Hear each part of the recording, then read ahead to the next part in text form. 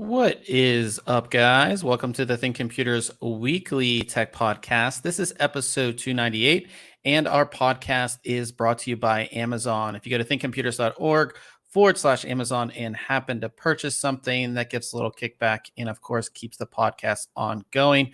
As you can see, if you're watching the video, we have a lot more people in here than normal. We're doing a little year end, even though it's just the 1st of December here.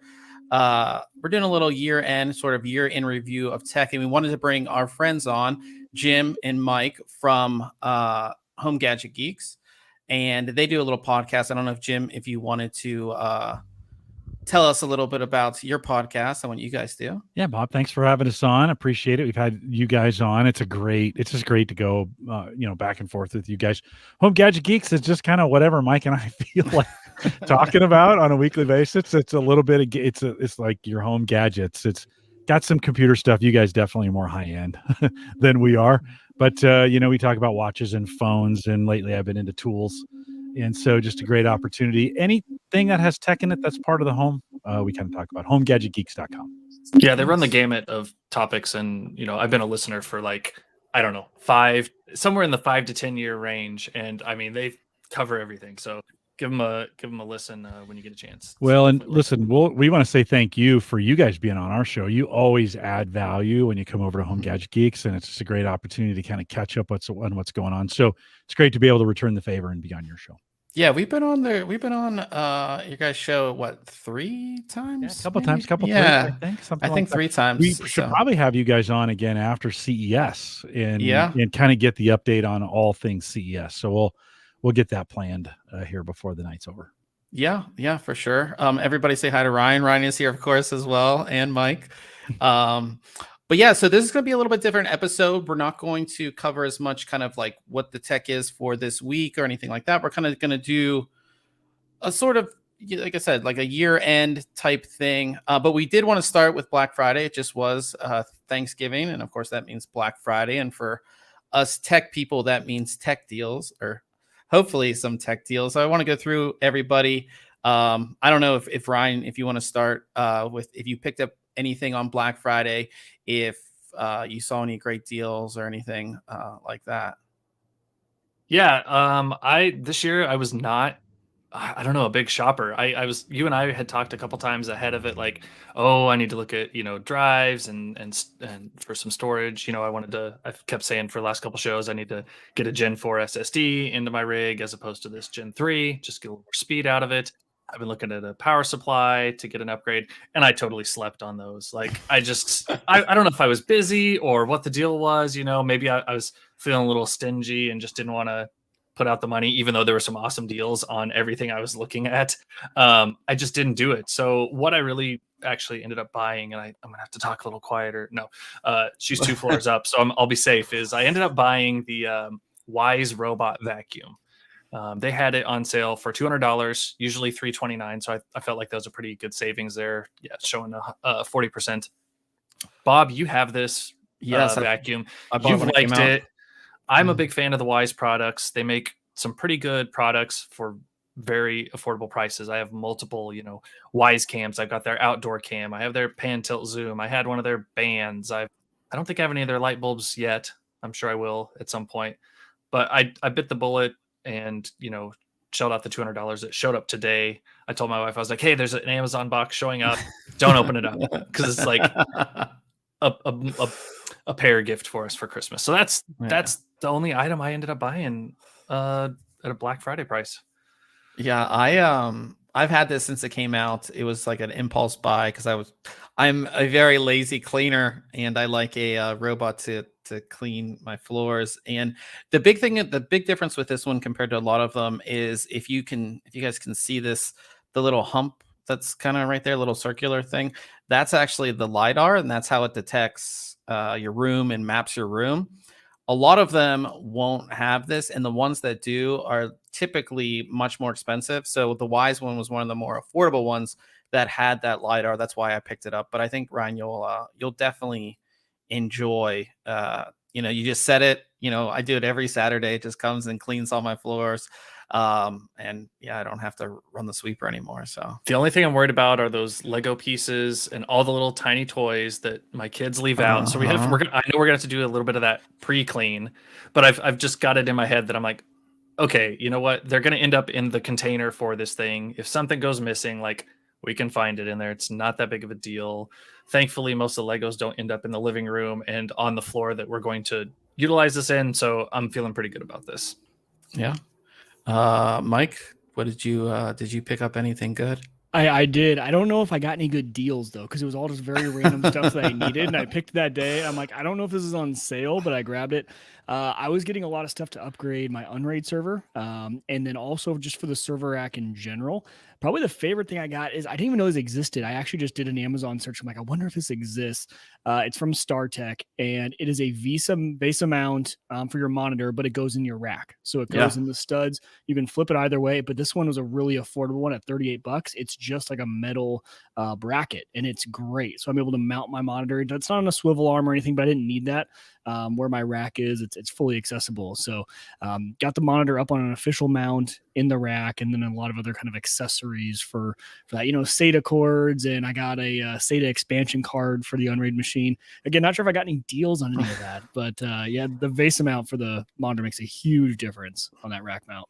It's funny you mentioned StarTech. A buddy of mine that I did a build for earlier this year just messaged me out of the blue, and he's like, hey, look what I found. And it was a 4-slot SD card reader that's like USB-C connected from StarTech. And I was like, dude, they make everything you want and didn't know you needed. Or if you're like wondering if somebody makes it, they're probably the one that makes it. That is a and they're perfect way to describe affordable them. and they're good quality. So yeah, if you're ever looking for anything like that, where you're like, I wonder if anybody makes this, check out StarTech, because they probably do. Yeah, and it's usually affordable, right? Which is great. Yeah. Jim? Usually this is the time of year I do all my security software purchases. So Acronis, I'm a Bitdefender box guy. This is the time of year, and I'd love to buy the hardware, but lately I've moved all my subscriptions to this time because there's so many great Black Friday deals. So I'm a little strapped. I got my Christmas shopping done early this year. Like it's weird to be done already, and I was done before Thanksgiving, because there was big like shipping. You're never gonna get anything, right? So I just didn't. I didn't shop for myself. And I think Mike is this way too. Kind of buy as needed. You just don't. Like, hey, I need this. I just buy it, right? Type deal. So when Black Friday comes on, I really save it for those subscription purchases that I need.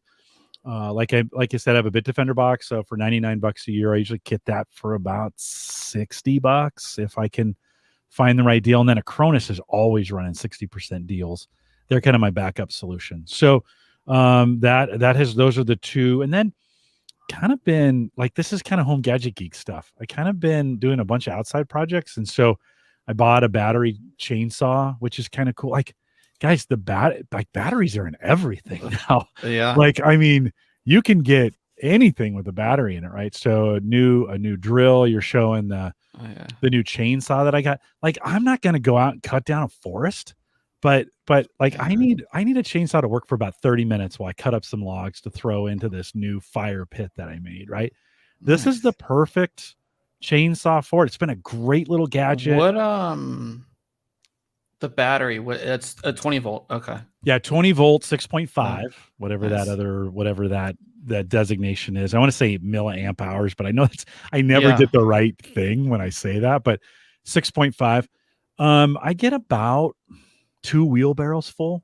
That was kind of I went out and tested it, so if I'm going out and cutting some logs, about 2 wheelbarrows was kind of 30 minutes or so before I need to charge that thing. It's charged super fast. By the way, with the Black & Decker projects, I don't know if you guys follow DeWalt, but they have gotten super expensive with their batteries. Like, yeah, it's one thing that I like about any of these, whichever one you're in, if you're in it's like you have to get in their ecosystem. Yes. So, because once you get one battery, then that battery can work with like 5 other products, and then you can get a charger that can charge all, the couple batteries that you have or whatever it may be. Well, like DeWalt doesn't have the knockoffs like Black & Decker does. Black & Decker's got a bunch of cheap knockoff batteries that you can get at DeWalt batteries like $100. Yeah. I can get some of those same size batteries for Black & Decker for like 40. So from a budget standpoint, I've kind of stayed in that Black & Decker ecosystem. So picked up a new drill on a Black Friday sale for like $20. It's normally 45. I think I have that exact same one. It's actually a great little drill. Yeah. Balanced well, small. It's got a light on it. Yeah. Got a light on it. By the way, the 20 volt battery that I got for the chainsaw also works on this drill, right? Nice. Part of staying in the ecosystem. So it'd run forever. That drill runs forever on the 1.5 that comes with it. With a 6.5, I drill through the center of the earth on that thing. So for me, those were some of kind of I've been kind of focusing on tools over the last couple months. I built a retaining wall, redid the shed. I've been building the deck. I put in a fire pit. And so that's kind of what I've been focused on. Nice. I'm like an Amazon person. So this time of year, I buy like trash bags and laundry detergent and all like the Amazon brand. It's always on sale on Black Friday. So I just load up on that. But I also did pick up a 6 terabytes WD Red drive. I think it's WD Red Pro. I'm the weird person in my NAS that has the 6 terabytes. Everybody does 4 or 8. I do 6. In the 6s, Ryan and I have talked about this before. The 6s will never go on sale, and they were finally on sale. So I picked up. I almost didn't believe you when you said it. I was like, nah, it can't be. Like, it's a weird there's no way the size. 6s are on sale. It's a really weird size. Like it's either 4 or 8 for most people, right? 6 is like, well, okay, if I have to use a 6, right? Yeah, but the thing about Amazon is they only allowed you to buy one. I can only buy one, and if for a NAS drive, most people are typically buying more than one, so I can only buy one. Well, that was like I was ordering SATA cables this week, and if I ordered just one, it was like, hey, it'll be here tomorrow. If I added 2, I just hit quantity 2, put it in there. It's like it's not gonna be until Friday. So I did 2 single orders of one, and they both showed up the next day. That's weird. Like why? And they came in 2 separate boxes. Like you could have saved boxes. Maybe they came from 2 different areas. I don't know. Maybe the size of the packaging had to do with like, okay, we only have this size of packaging at this location or something. It was just odd. Just 2 single orders compared to adding 2 at once made the difference. Yeah. Bob, we talk about these Black Friday deals, they're gone, right? So people listening right now or listening, in a week or two are like, but do you think when we think about the storage, do you think we'll see these sales a couple more times, maybe before the end of the year, just as they're testing the water, or do you think this is it?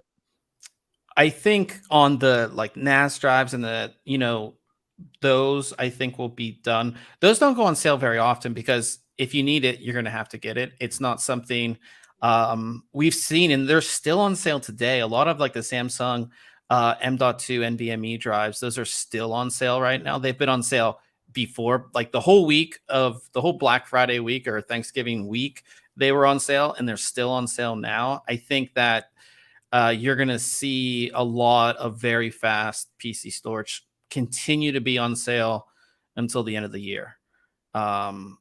It's just I don't know if they're just trying to get rid of stuff. So if you were thinking about it, now would be the time. I still got time. Yeah. I mean, now might be the time. Set a slick deal alert or something. There you go. Yeah. No, I really think that storage was was one of the best deals that I saw on Black Friday, Cyber Monday.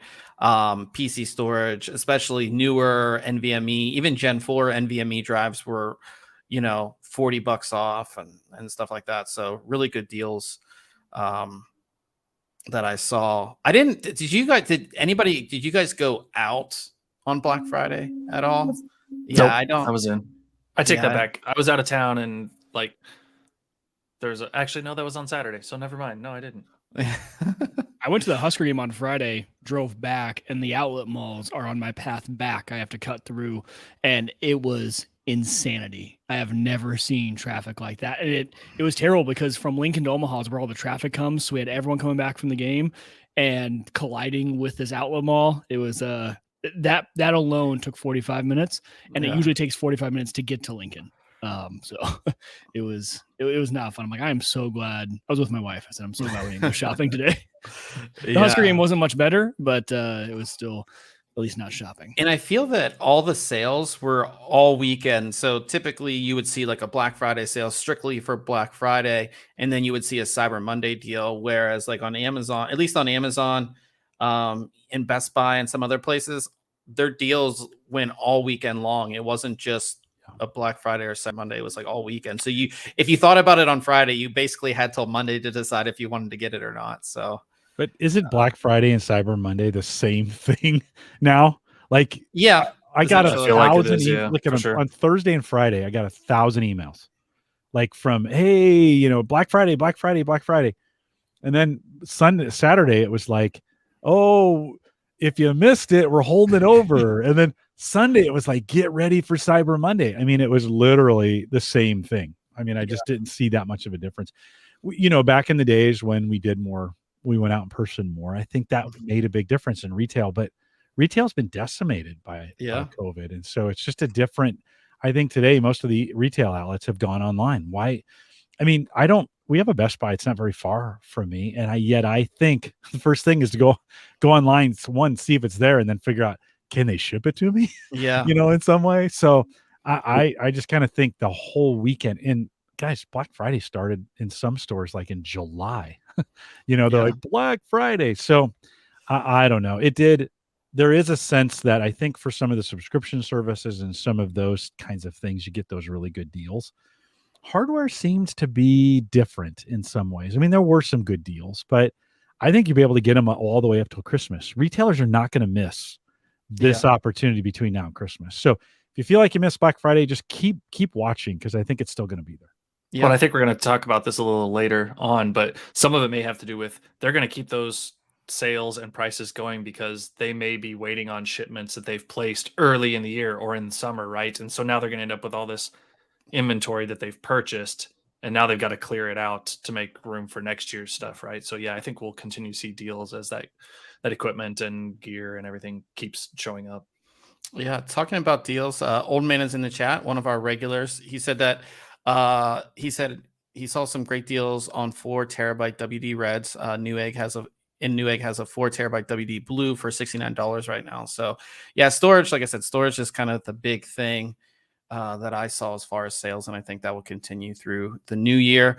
Talking about 2021, I think, at least I know I got a lot of cool products, obviously, to review in, but we wanted to talk about products that you got this past year that really made a difference, in either your workflow or just how you kind of live your daily life, but like sort of tech related. So, Jim, I don't know if you want to start.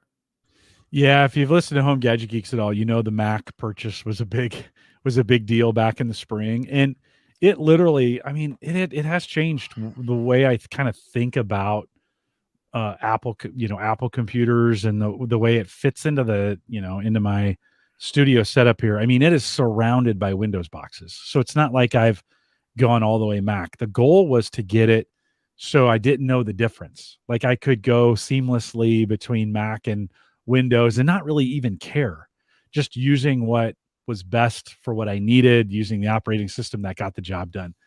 And man, it has been, when we talk about video processing, when we talk about the work that I got to do for the podcast, I've done a bunch of work on it for Gallup, where I work, a bunch of video production stuff on it.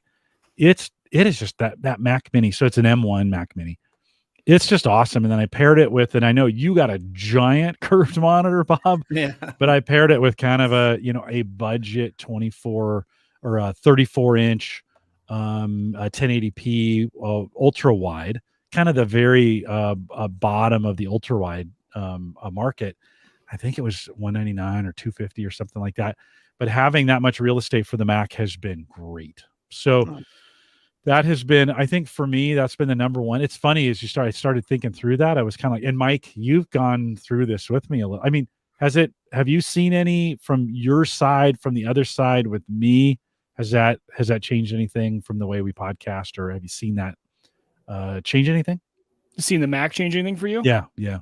Besides the fact that now our worlds have spun around. When I joined you on your podcast, I was brought in to be the Mac guy. Now I'm all Windows. You're running on a Mac. So no, besides that, it's been fun though, just seeing you kind of use a whole new system and kind of get used to it and all those things. It always gives us something to talk about. I'd say the quality has gone up on it. And I can tell, right, a little bit of difference in how it processes the camera and everything like that. And I think your speed at which you're able to edit on that thing makes a difference on your weekends. You're always telling me, oh man, this thing just flies through the editing. No, being able to go, it just cuts it like butter. And it's just the Mini has just been a perfect podcasting machine. When people, it's in the right price range. It's got the right processor. It has, if you get, I think I got 16 gig with the 500 gig hard drive in it. Perfect for podcasters. It's $1,000. I mean, that's like Windows pricing in a lot of ways, you know? Yeah, that's pretty good. And the M1 is just incredible. It's been great. It's been great. Not without its problems, by the way. It's green screened on me a couple times and some other things. Not perfect, but far and above, really changed the way I look at the way I look at Mac in my studio. Nice. Well, you said, Jim, about the big monitor that I have, and I think that's what really has changed my entire workflow. I got this into review. It's the Biotech SUW49DA, 49-inch super ultra wide. I've talked about it so many times here on the podcast, but going from a 34-inch ultra wide, which I did have, which essentially gave me two screen, basically like two windows here. Now I've gone even wider, and I'm basically on 3 windows now, and how that helps workflow is amazing. And then you talk about, I think I have a picture in the review of editing video on such a large, long screen is just, it's here's like 3, that's kind of my workflow. Having 3 windows here at once, which is really awesome.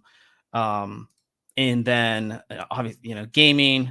And I guess I didn't put video editing in there, but having a long timeline for video editing, audio editing, and then gaming, playing games on this completely full screen is incredibly immersive.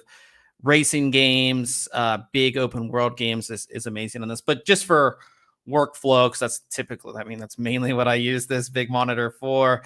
It has changed everything. And I said this with the 34. I said, I could never, go back to a smaller monitor than the 34. Now I have to say with the 49, I could never go back to something smaller than a 49 now, because it's just like, I could never go anything smaller now. I'm just so used to it. So.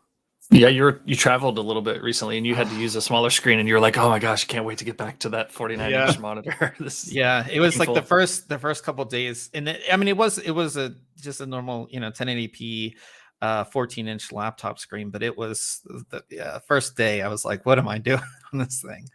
But yeah, that's been the biggest product for me. How about you, Mike?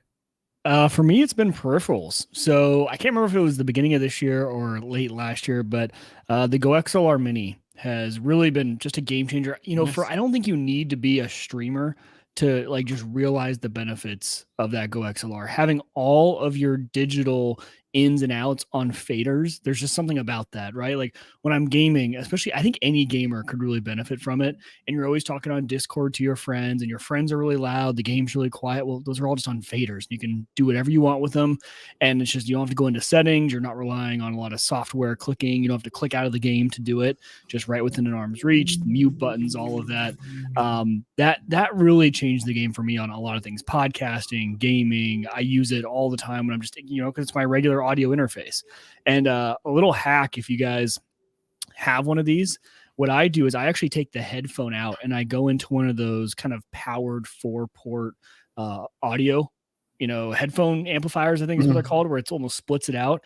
And then so I have 4 outputs, and that way I can have my headphones on one, I can have my desk speakers on another, and another set of headphones on a third. And those have individual knobs on this 5-port out I have. And that makes it even better for quickly, like, okay, I'll take these off when I'm done podcasting, and I'll just turn up the speaker knob, and I'll be now coming through the speakers instead of my headphones. So I think I found a perfect audio system.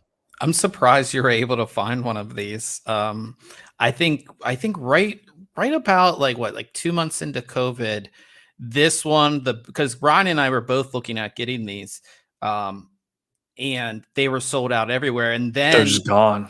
You could buy one, but like the Go XLR Mini, which I think was what, 200 normally, $2 or $299. Yeah, pretty decently affordable. It was $1,000 if you wanted to buy it. That's crazy. So no, that's awesome. I'm waiting for them now. I would hope they come out with a new version. I would hope so, because there's now that everyone has, and it might have been earlier than end of last year. I might be, all of the last 2 years has been a blur. But with all of the competition from Elgato and things like that, I think they could come out with a revamped version. There's still just a few things that I would change about it. But, especially if you're looking at the Go XLR Mini versus the full Go XLR, the Mini, I think, is what most people need. If you don't need pre-recorded sounds on a little button tab, then really you can go with the Mini. The only thing I do miss is there's not motorized. The faders aren't motorized. So when you turn off your computer and back on, if I've left them in a weird configuration, the software resets it to whatever the profile is saved as. So my saved profile is all of them at 0. And now they're all up. And so you kind of got to pull them all down and put them back up again. Again, these are like first world problems, but on the full Go XLR, they're motorized. So they'll go right back to where you had them before. And on the Mini, they're not. But it's good for podcasting, because in case I want to curse, you got the little blooper button there. It's nice. It's the fun aspect of it too, right? Yeah. Well, you can curse on this podcast. It's okay. Oh, okay. Well, it's more fun to bleep, Yeah. Oh yeah, for sure. Ryan, what about you? Mine, and I feel like I was going through the show notes trying to think of items for this, and a lot of mine have been not as like traditional tech related, like we talk about on the podcast, PC wise and everything. I actually went with an automotive piece of technology, and this was actually kind of like my late last year. We bought a different car. We had some different needs. Kids are getting bigger, and just some needed a little more storage in it as well. So we bought a used, certified pre-owned Subaru Outback, and the technology that's in these Subarus is freaking awesome. I know, Jim, you've had one, or you did get another one. No, we have 2. I have a 16 Outback and now a 21 Legacy. Yeah, and EyeSight, which is essentially a couple cameras and sensors up top by the rear view mirror, takes care of so much for you, especially on long road trips. We've got a family project going on that's about an hour and a half to 2 hours away, and just the driving and the ease of a drive now is so much better with this, from adaptive cruise control and making sure I'm not ahead of somebody, to lane assist and making sure I'm not, popping out of a lane or anything like that. I just think this is really cool. I knew that they had this, but never really experienced it. But once you start using it and become comfortable with it, man, it's awesome. Yeah. Just all the new technology that's in cars, and I have a 2017 Volkswagen, and my wife has this 2018, and mine feels like it's 10 years older than hers. And we took it, on Monday, I traveled out of town, and it was about an hour away, and I was expecting that cruise control to be adaptive, and I was like, dang it, like I've got to manually intervene here so I don't run into the back of this car ahead of me, or whatever the case may be. It's like, how are these only 1 year apart, and this is so much better? But and then of course all the it's got a larger screen in there, and all the functionality that you get with all these new services is just pretty awesome. Yeah, I with my car when I had got it, I've always been a used car guy, but 2019 I got my first, there was 3 miles on the car when I bought it brand new, and it was Honda Civic, and it has the adaptive cruise control, it has the lane keep assist, which more or less sort of drives the car for you. Like, you don't have to have your hands on the steering wheel, but it will tell you if you need to. And then when I driving across the country from Pittsburgh to San Diego, using all of that made that trip go by so much easier, because you didn't have to worry about it as much and everything. And then when I just went back home to visit, I got a rental car, and it was a Chevy, whatever their SUV is, and it had cameras all over it. So when you would put it in reverse, you could see a 360 view of the car. It was crazy. It was, like the tech, and that's That's pretty awesome. I mean, a Chevy's not like a super high-end car, but the fact that we all learn to drive a car with the mirrors and everything like that, and you don't even need to use that anymore, because you have all the cameras that tell you everything, and then the alerts, and it would, if you were getting close to a car backing up, it like vibrates the seat and all this kind of stuff. I mean, it's crazy what's in cars now. Yeah, it's awesome. I think they're all moving that way of Tesla, right? And I think the next couple of years will be pretty interesting. Wouldn't be hard to get like a Subaru with as many cameras that is in a Tesla, or that's in that Chevy, right? I think they're adding them as they go. Still only a backup cam in that one. Good enough though, Ryan. For the Subaru, I was looking at the Cybertruck, and of course that's still not out. Like, I would still be waiting for that thing, right? And turn in my deposit and the whole 9 yards. So I was like, nah, I'm just going to go with a gas car for now. It'll be fine. But the Legacy has just been such a great car. I don't know if I'm going to give it up for a while. It's comfortable. I love it. It's got the right amount of technology in it, big screen in it. It's just right. Mike, you're looking ahead at that 2022 F-150. Yeah. Right? That's going to be fully electric. Any word on that? I've been waiting to order. So the order was supposed to go in October, and they delayed them till December. What I'm concerned with is they said their capacity is really low right now. So for next year, they're only going to be able to make 15,000. So, and there's been over 100,000 reservations for these, and I don't know if my reservation was in the first 15,000. But yeah, I mean, the F-150 Lightning, what I love about it is they kept the nice form factor of the F-150. It's just the classic look, just fully electric, and without the engine in the front, you get the frunk, but they kept the style of that classic F-150, which I really appreciated. But all the electronics in it, and being able to run your home off the truck. If your home loses power, it can pull power from the truck. A lot of really cool features I'm excited to see, but I don't know if you'll even get it in 2022. It might be 2023 before my order gets filled. We'll see. Yeah, when we were at the last CES that Ron and I went to, Rivian was there, and they had a really awesome truck that had like a whole camping setup. So you could pull out this module that I guess was behind the back seat, and it was like a stove and all this stuff, and it was all powered by the car itself, and it was the coolest thing, because I like to go on hiking and go, and it just be awesome, just have that all in the truck itself, all powered by the truck. So very cool stuff. Yes, very cool. Yeah. Rivian's truck is super nice. Rivian even I think Mm-hmm. has that pass through underneath where it's like an area of storage that goes all the way from one side to the other. They've got a lot of really cool things on that truck. Yeah, a lot of really cool things. We have some new people in the chat. We have Brian F is in the chat, as well as Bust Out. Good to see you guys here. Let's talk about 2021 and some of what we think the biggest tech stories were, what we think was kind of what everybody was talking about in the tech space. Ryan, why don't you give us your story and tell us what Want me you to kick think? off my topic? Sure. Yeah. So I kind of chose again, another side tangent. All of my things have kind of been not related to our normal stuff, but I went the NFT route, and I kind of said, are they the real deal? Or are they scams? Right? Like what are we doing here?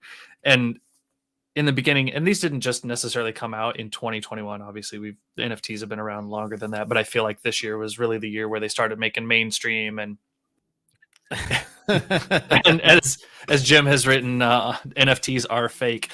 Hang on, put that back up. I want to get a picture of that so I can turn it into an NFT, and we'll see how much I can sell it for. No, these non-fungible tokens, right? These digital assets that maybe there's only one of, or there's 10 of, or whichever level of item you get, can have a potential worth to it. I don't know. I'm still new to it. On one point I understand it, and then I think about it for 10 more seconds, and I think, but I can have a copy of this picture too, and I own the copy of this picture, but you're the real owner of it. I don't know if I'm getting old and these people need to get off my lawn, or if I just don't fully grasp it all the way. Right now, I will say I've gotten into NFT comics, and buying them for $6 and then seeing them be worth 3 or 4 times that amount by the end of the day, depending on the version you get, is kind of neat. Or $1,000 to $3,000 depending on the rarity of it, is kind of neat. And I understand that it's a digital device, and I can read the comic on my phone, right? And it's a release, so I understand like that portion of it. But as far as them being an investment or just like this money making thing, I feel like it's hype and bound to pop. I don't know. What are you guys' thoughts? I think we know Jim's thought. Yeah, Jim will let you go. I think it's early days with it. I think it has a good the ability to kind of track art and ensure that it's correct and authentic is what's needed. I don't think we're there with NFTs yet. The idea is there. Somebody's figured out a way to do it and build hype into it, and this stuff is kind of crazy. People are doing it, and if you can make money off of it, I'm not gonna. I mean, Wieger's probably already made a ton of cash off NFTs. No, I have not bought a single NFT. I'll just put that out there. But what I like about it is I think we needed the hype around being able to make money on it for people to understand the concept. Because I think, like you said, Jim, like the NFT style of being able to authenticate that this is the one and only of anything is really cool. And I think it's going to have a lot of use cases on the internet going forward. I think that'll just be built into things, right? We all copy and paste photos from Google and everything. There's a new update from Jim on WWE is fake. But I think the technology of NFTs is good, just like blockchain, right? We talked about this with crypto too. Like crypto has just been kind of the first use test case of blockchain, but they've already started to iterate on it, and now it's in supply chain and everything. So NFTs, I think, is just another example of we're still trying to get used to how do we utilize blockchain and what are the good use cases for it. So no, I'm not going to put my money in it for the future. I do like NFTs in video games. I think that's actually pretty cool, where you essentially are earning these as you play, and then those are sort of collectibles, right? And if you think of like the capability of this, you could even take those, and games could cross-pollinate, and you could take a different skin from one game and wear it in a different game, or here's my sword from this and here and that. And collectibles in games are huge, and bragging rights is really big. Like if you think of like World of Warcraft and like those type of things that people spend hours collecting, having a way to show that off and to authenticate that you did it and to trade and there are people out there who would likely pay a ton of money. They already do to buy a World of Warcraft account. They'll pay to just have that collectible item instead of grinding to go get it. Right. So the gaming aspect, I think, is really interesting. Yeah, I think that's where it probably makes the most sense when I put it into that perspective and that criteria, right, in that gaming piece. And I understand it that way. When it comes back to the art piece is where I really start to lose the focus, when it's like, oh, this is the real JPEG, but I've got the JPEG too. And it's just this file or a link to it. But no, yeah, I think we're in the infancy, right? Who knows, maybe I'll be like that, the late adopter to Bitcoin and be mad one day when I was talking to my boss, I was like, oh, they were $25, this morning, and they went up to 50 last night, and that's too much to pay for one. Like, I didn't want to buy, if I would have spent $100 or $1,000 at that point, who knows? So I've got a couple. I'm not putting any stock into them though. Yeah, I own no NFTs. I think that I like the technology behind it, like pretty much everybody here said. I think the technology can be used in the real world for real art, to see who is the actual owner of real art. But the whole idea of I'm gonna buy this digital piece of this picture, basically, that I can just right click and copy it and paste it, doesn't make a whole lot of sense. I think it's honestly, with the way the world is going now, I think that it's a good way for people to shelter their money from taxes. To be honest, I think the tech will develop into something else, and I think that what Mike said about in-game items that is only one of one that only one person can have, that's where you could see it explode, and it actually makes sense because think of what one of the biggest NFTs out there, is a picture, is a digital picture that I can just copy and paste, that doesn't do anything for me as an owner of that. If I have a real Picasso, it's a real Picasso on my wall that nobody else has. But the digital aspect of a lot of these is I can see it on the NFT website and I can just copy and paste it. It doesn't do anything for me. But in a game or some other, the metaverse or whatever you want to call it, to have these digital items, that makes more sense. But I think it's a lot of people have made a lot of money with it, and I think it's a lot of people are again taking their money out of traditional markets and putting it into NFTs. But yeah, as of right now, I feel a lot of it's kind of scammy. But Well, let's just remember though, we had the technology to do ATMs, those automatic teller machines, 20 years before they actually got implemented, because it took a while for the infrastructure to catch up and for the public to trust them. I remember as a high school student and them kind of becoming popular and my parents being like, yeah, I don't know if, I still like to go into the bank, and I'm like, but I could get $20 just by going up the thing. I blew every cent that I ever made that way. But it is one of those things. I think it's just going to take time and adoption. Crypto has a 7 or 8 or 9 year head start on it from that perspective. And we're already seeing kind of mainstream kind of crypto applications that are coming online. It's getting better, right? It's getting more legitimate. There's actually some uses for it. It's still early days, but NFTs just need to grow up a little bit. So I think we need to wait, 7 to 10 years just to see what kind of things they come up with. Yeah. Mike, did you have your, what you thought was the biggest tech story or thing of the year? You're muted, Mike. You're muted. I was going to go down the crypto path of, Shiba and Doge and just all of the craziness that goes into that. I don't think we need to go too deep into it because it kind of follows the same thing with NFTs, right? But I find it interesting how crypto is very much a buy the hype, sell the news type of thing. You look at all the big times that crypto was supposed to just pop off when Elon Musk was going to go on Saturday Night Live and he was going to mention Doge, right? The run up to that was absolutely insane. And just the amount the Doge went up. And then as soon as he mentioned the word, it just went into a spiral. The price of Doge just fell off. So, I think the world kind of got to see some of the fun. At the same time, crypto got some credibility this year, and it started to be taken pretty seriously. And I think that's due to Bitcoin and Ethereum just having widespread adoption, number one, widespread utility, number two. And there's always the meme coins that keep the news active and keep the news hot, right? Because it's kind of boring to talk about Bitcoin and Ethereum. They're just doing well, they're useful, and but there's not the price fluctuations, although still high, are not as high as they used to. I mean, back 2 years ago, I think we were seeing huge swings in Bitcoin and Ethereum, and it started to level off just a little bit. It still definitely fluctuates more than everything else, but yeah, I love the credibility. I love the fun stories from this year with crypto.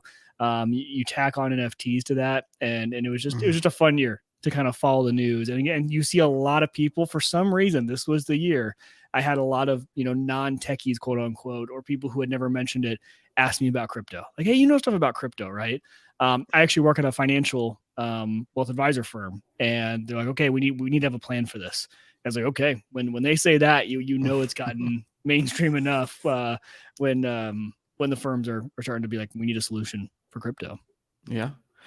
I think this year, especially with people like Elon Musk and them banning mining in China and those things, that really opened the eyes of a lot of people on crypto. I mean, I've been a fan of crypto for forever, and I think that the more people that know about it, the more people that are investing in it is a good thing. And it's just like with the NFTs, we're still in the early stages, very early stages of how all this kind of goes down. So I'm a fan of it for sure.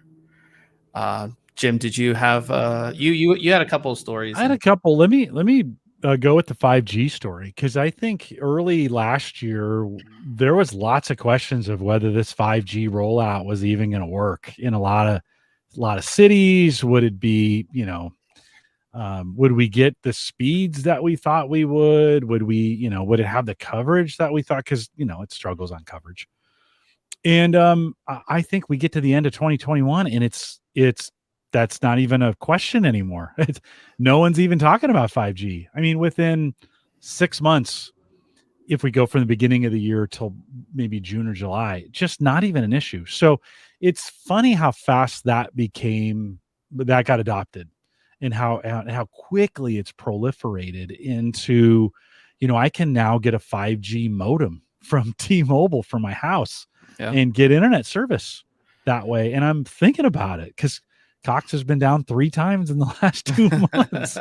And I'm like, it's $50, right? Compared to the $100 that I'm paying for Cox. So I think it was just interesting how we were doubting it last year, the end of last year, like, oh, is it going to happen? Today, there's no question. 5G is just here. Just works. Since moving to San Diego, there's like really good 5G coverage here, and it's awesome. Like, when you would be trying to watch a video or something and you would get bandwidth issues or, on your phone, and now it's like everything's just so fast. I don't have to worry about it. I can take a video call on my phone, no problem. Like, there's just no issues. It's incredible. Yeah. Bob, I can't, with the issues I've been having with Cox over the last couple of months, I'm almost excited because I'm like, oh, good, I get to use my phone. Yeah. Because the up is better on my phone than it is on wired. And I'm just like, oh, like, so it's almost now I've been doing some things to make that easier for me to switch over when it does go down. Just making sure everything has a Wi-Fi connection and some of those kinds of things just to make sure that works well. But yeah, I'm kind of like, oh, good. Okay. I get to switch over to faster speeds, So now I went Gigablast, so I'm getting 900 down to, it's not true Gigablast, but it's 900. Yeah. Let's say it's 900. That's pretty fast. I still don't get that on my phone. So let's be clear about that, Mike. Well, yeah, and then have you guys experienced the ultra wideband? Like, if you go to the Henry Doorly Zoo here, and you have ultra wideband on your phone, it is unreal. Just the speeds, like way above a gigabit. And so I've been really liking that. I agree, the 5G's been great. The only complaint I have is the implementation right now with iPhones. If you're on the border of 5G and being a good enough signal or switching down to LTE, like I'll be on a road trip from Omaha to Minnesota, and I have work Zoom calls the entire way. If I just leave it on LTE, I have no issue. But if I let it connect back and forth, if it's on the border, they have not done that very well between the 5G and LTE. I think they have some work to do. But again, overall though, the speeds with 5G, the reliability has been fantastic. Add ultra wideband on top of that. Well, and that's rolling out in Omaha.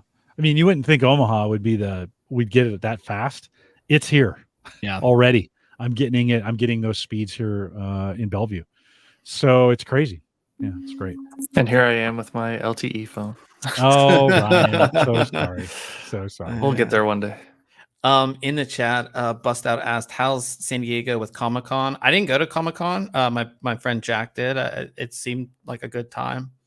I don't know. They had it. That was this last weekend. Yeah, this past weekend. Yeah. I don't know if you're asking about with COVID or how it went, but from my friend's pictures, it looked like he was having a good time there. So yeah. And then Brian said one of the challenges currently with 5G is different types of 5G out there right now.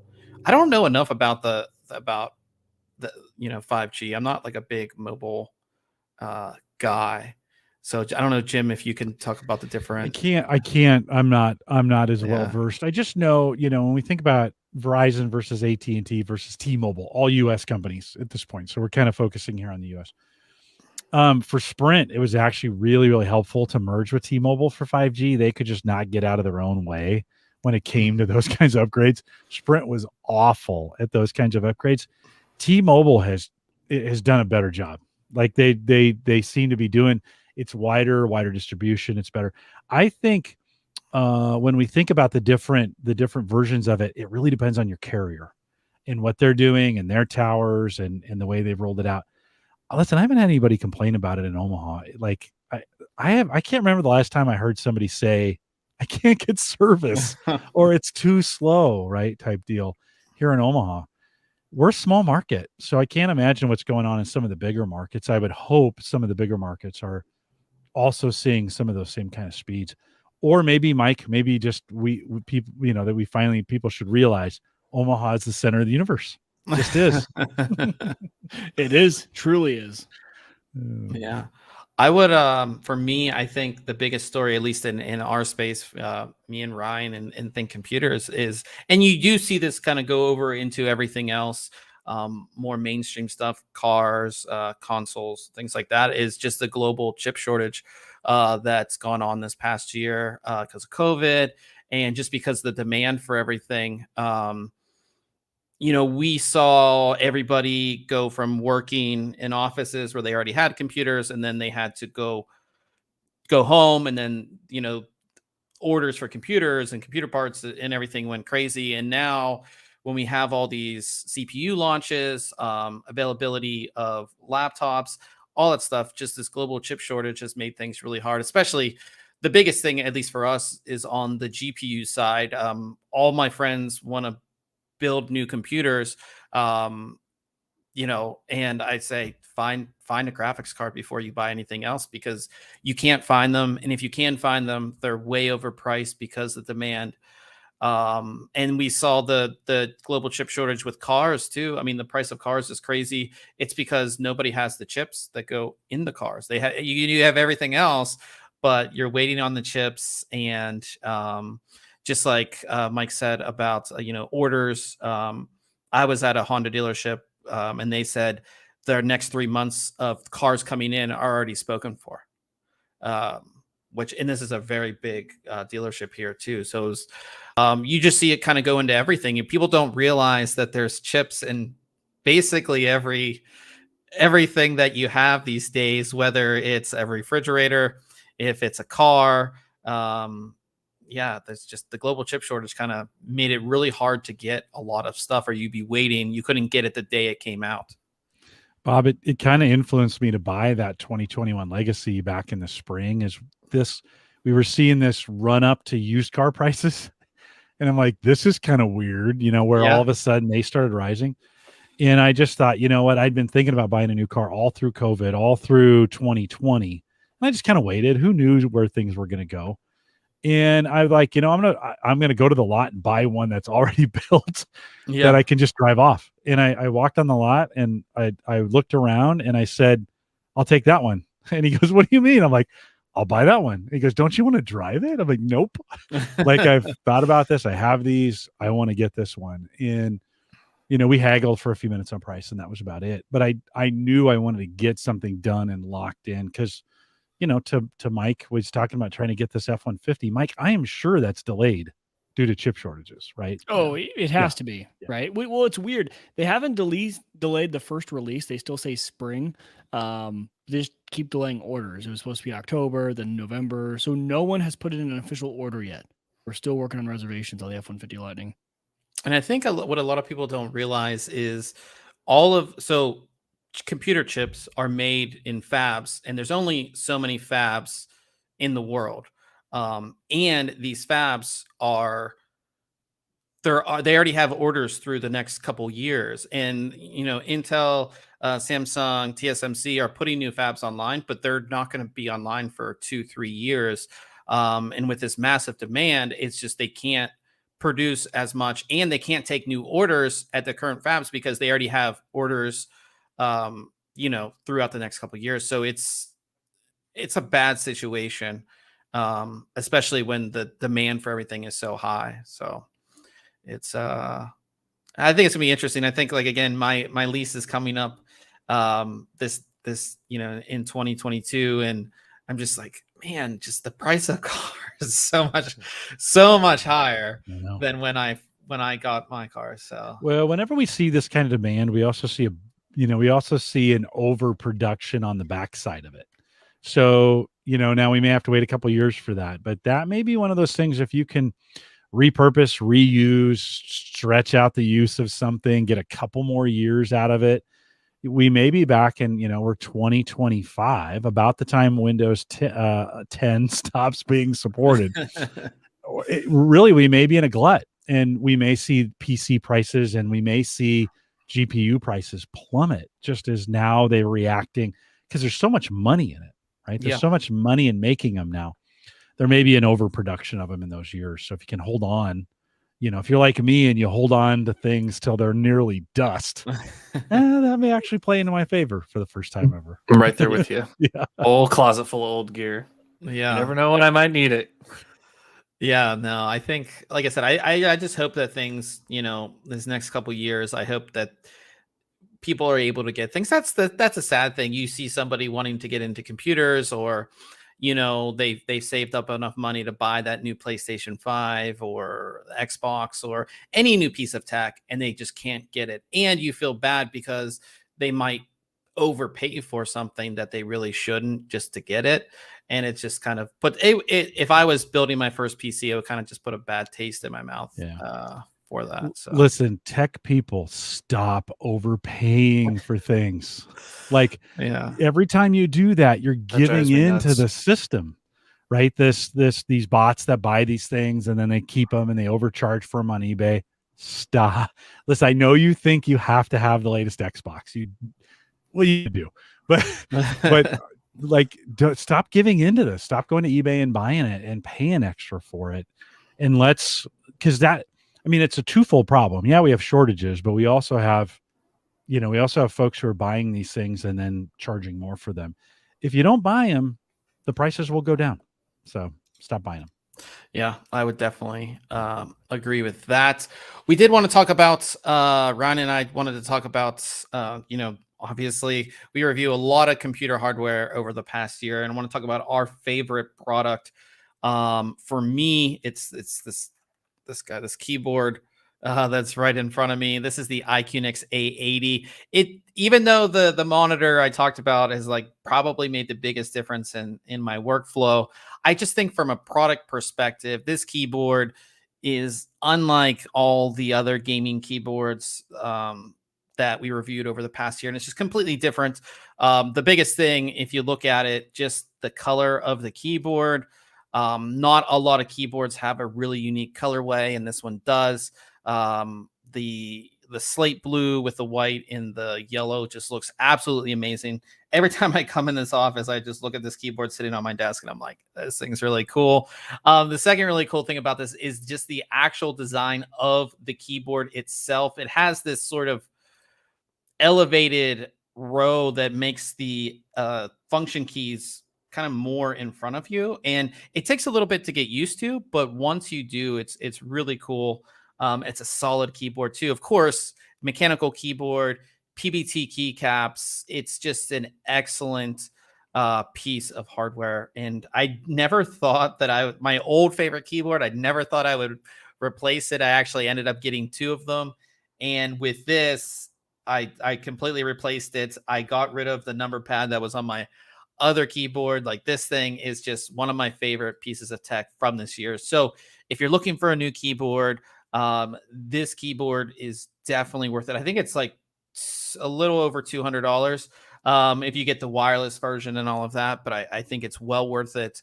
And yeah, it's just my favorite piece, favorite review product that I've taken a look at this year. I didn't realize you had replaced your other Iqnex board like full time, because like that thing you were in love with. I mean, that was the full, like, it had the 10 key and everything, and you were loving that thing. I'm surprised you made that switch. I didn't realize that. I really, really like this keyboard, and I was like, let me give it a week before I switch back, and then I just haven't switched back. It's just been that good. I think they used a different PPT type keycap too. They feel a little bit stronger, and I do like the smaller size. I love small keyboards, but again, it comes down to functionality, and I really thought that I was going to miss that full number keypad, but I just got over it. I just used the normal numbers, So, yeah, I love this thing. I wish they made this keyboard, because they have a bunch of other ones that are based on the same type of board, but the design is a little bit different. I wish they had like 2 or 3 different colorways, because I would buy basically all the colorways in this keyboard. That's how much I like it. So that was mine. And then Ryan, you had yours.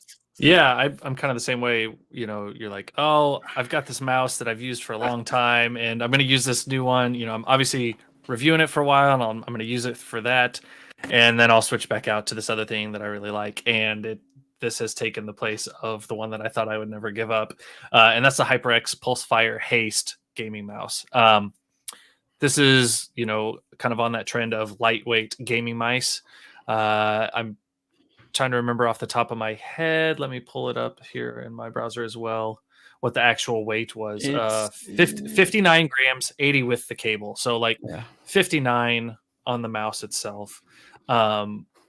Lightweight. So obviously it's essentially got a ton of plastic missing from it on the bottom and on the top there, as you can kind of see in that feature image. But I absolutely love this. It's got the super lightweight, super flexible cable, braided cable on it. Isn't that such a game changer? It is, because you don't feel it dragging on your desk, right? I hate when anything interferes with your mouse cable, and even if this does bump into things, it's so lightweight and flexible that it doesn't interfere with your movement. And that, I mean, for non-gamers, like, that may sound weird, but when you feel that mouse hang up or bump the cable into something, it can throw you off. It's crazy. It does still use PTFE feet, which is fine. The only thing I wish more gaming mice would have are ceramic feet. I really love how smooth ceramic can be across multiple gaming surfaces. It is heavier. You're right. But it comes with an extra replacement pad. So, if you're a person that wears them down, it's got an extra set in there. It also has optional rubber grips on the sides that you can put on there. I think in some of the images I show it without. Otherwise, it's just kind of a lightly textured plastic. But I went ahead and put the grips on the left and right hand side to just get a little better grip. Yeah, they're showing them there. I put those on. I left the mouse button ones off. I don't care to have that much grip on my fingers. I want to be able to move my fingers off of there if needed a little quicker. But yeah, like, if you haven't ever used a lightweight mouse, I've always been a lighter mouse fan, but never used a true lightweight mouse. It's a game changer. I told you. I've been telling you for 2 years. I've been telling you. That's the thing, is like that. That Corsair Harpoon that I used was a lot lighter than other mice that I had used, and I liked it. I loved the shape and feel of it. I still like the shape of that better, but this one is very comfortable, super responsive. I have no complaints. It's it uses a PixArt sensor, so it's going to be high quality there. I love this thing. Yeah, I'm not changing anytime soon. I always tell people, if you're gaming, the lightweight mouse, I thought they were stupid. I was like, this is just a fad. Like, why are you cutting out pieces of the mouse to make it lighter? And then I used the lightweight mouse. And I think the biggest thing, honestly, is the way they've redesigned the cables that they're so lightweight and you don't even notice that they're there. That's the biggest game changer. I mean, having a lighter mouse obviously is great, but just because I've played games over. I mean, I've been a gamer for I don't know how long. I mean, forever. And a mouse gets stuck on something and you miss that kill, and then you're so mad. It's completely a game changer. So I think if you're like, I always say this when we talk about lightweight gaming mice, but give one a try. If you can order it on Amazon with a 30-day return, you're not sure, give it a try. And I think that you'll definitely you'll be converted. It's just one of those things that I don't think you can ever go back once you do it, because it's just a whole different experience in my opinion. So those were our two favorite products of the year. So we have those linked in the show notes if you guys want to go ahead and check all of that out. We also just our contest really quick. We have two contests going on. First, we're giving away a 3-pack of the Be Quiet Light Wings. These are Be Quiet's first RGB fans. The 3-pack is perfect. It's like perfect for the front of your case. Super easy to enter both of these contests. We do them through Gleam. So you can go ahead and get your entry in for that one. And then also we have our holiday giveaway with Patriot. So Patriot has hooked us up with 4 awesome products. You have 2 keyboards as well as a gaming headset and a mouse. Same thing, running it through Gleam. Very easy to do. Both of the links for these are in the show notes, so definitely check it out. And we're going to have a 3rd contest launching very soon as well. So we're giving you guys all the good stuff for the holiday season. So definitely check all of that out. I know Jim has to get out of here very quickly, but we want to say thanks for Jim and Mike for definitely coming on here. It's good to finally get you guys on the podcast. Yeah, it's good to great be to on. be here. Thanks And- for having us. It's a lot of fun. We should do it again. Yeah, For sure. And let us know where we can watch Home Gadget Geeks, or where we can follow you guys. Yeah, easiest way to find us, homegadgetgeeks.com is the way to do it. Mike is at Wieger Tech. I'm at Jay Collison on Twitter. And that seems to be all the right places to go. If you want to see all of the Home Gadget Geeks kind of infrastructure, theaverageguy.tv is the website. Nice. And we do have that stuff linked in the show notes as well. So if you're like me and you never write stuff down or whatever, just go to the show notes. It's all in there. Ryan and I are going to be gaming. It is gaming night, which is Wednesday. So we'll be jumping on Apex Legends to see how I was really bad the last time Ryan and I played. So we'll see if I get any better. Twitch. You were horrible. Twitch.tv/ThinkComputers. We will be over there. Ryan will have that stream up momentarily. Everybody in the live chat, thank you guys all for coming out. We definitely appreciate you. And of course, we appreciate everybody else who listens later, watches later, and all that kind of fun stuff. So until next week, we will catch everybody later.